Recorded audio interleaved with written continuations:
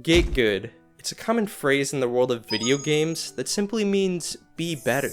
Gamers of all walks of life have said these words. They could be a child, mother, even a brain surgeon. What's that? You just botched a head transplant? This fucking guy. Well, have you tried, I don't know, maybe getting good?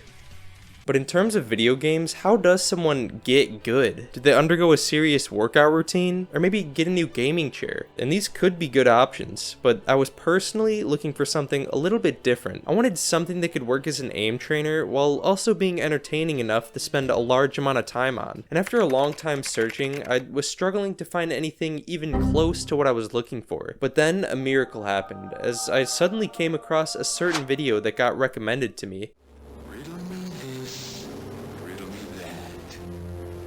Afraid of the big black.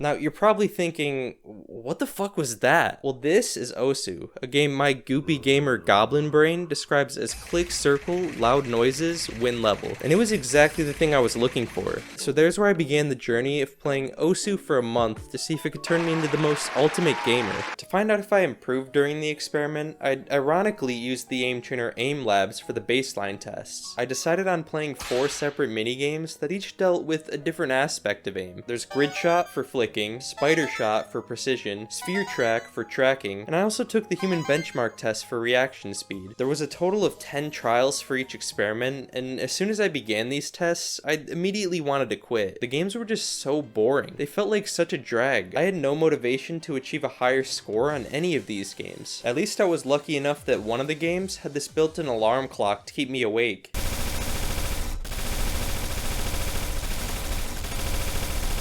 So after an hour of pure agony, the initial tests were finally complete, and off I was to Osu. I tried to play during any free time I had, aiming for at least an hour every day. This also wasn't my first time playing Osu, so I sort of already knew the basics on how to play. I spent my first few days in the game attempting high 3 to low 4-star maps, and one thing I noticed early on was how often my hands were cramping up. It was really tough to get used to, but like all great athletes when they're faced with adversity, I was able to power through it. Maybe it's just my inner masochist coming out, but I actually enjoyed the pain because it meant I was only getting better. The near infinite list of bangers the game had to offer were also a pretty big help. It allowed the process to not feel as much like a chore. I'd often find myself getting lost, playing for hours without even realizing it. Who would have thought that clicking circles could be so addicting? As the days went on, I'd slowly begin to improve, playing songs that were increasingly more difficult to complete, and for the most part, everything was going along pretty smoothly, although there were some days where I'd struggle to complete even the simplest of songs. I don't deserve it. What am I missing? Fuck, man, I hate this. I really want to throw my fucking mouse. It's so frustrating. I can't get it. It was a B, now it's a C. It was extremely frustrating anytime I entered one of these ruts. The good news was that these rarely ever happened, occurring only on occasional off days. Around day 15, I'd started to notice a pretty significant problem. I was slowly becoming a weeb.